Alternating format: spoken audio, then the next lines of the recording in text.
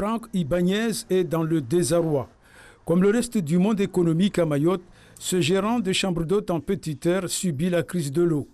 Avec les coupures récurrentes qui ne trouvent toujours pas de solution, ce professionnel du tourisme utilise le système D pour faire tourner sa structure. On a des provisions dans les chambres. Il y a des seaux d'eau, il y a des seaux de 20-30 litres qui sont à la disposition des clients. Et après, pour les usages des toilettes, on a un petit bassin dans lequel les gens peuvent prélever de l'eau. On se débrouille comme tout le monde. Pour Franck Ibanez, la seule alternative repose sur une volonté et surtout un réel engagement politique des élus pour faire sortir la population d'une situation de plus en plus hypothétique. Alors, il faudrait que ceux qui ont la charge de la gestion de l'eau se mettent réellement au travail au profit de l'île, de la population et de son tissu économique. Ça, c'est incontournable. Et quitte à voyager, autant aller voir ce qui se fait ailleurs. Ailleurs, dans d'autres îles de par le monde, il y a des solutions qui sont mises en œuvre.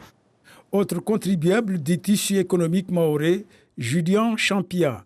À la tête de la Fédération mahoraise du BTP, il s'inquiète surtout du renforcement des mesures restrictives annoncées par la représentation du gouvernement dès la fin du mois du Ramadan.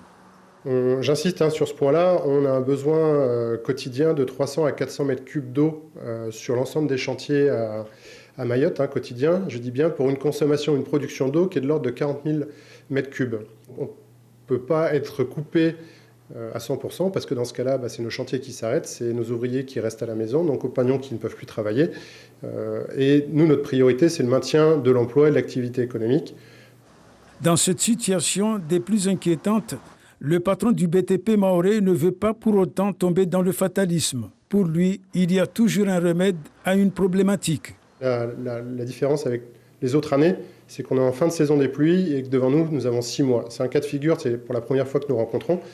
Donc optimiste, oui, mais quand même très inquiet sur les 6 mois qui viennent.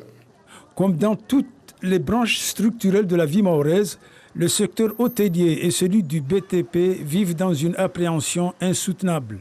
Seule alternative, la réhabilitation rapide et pérenne de la ressource vitale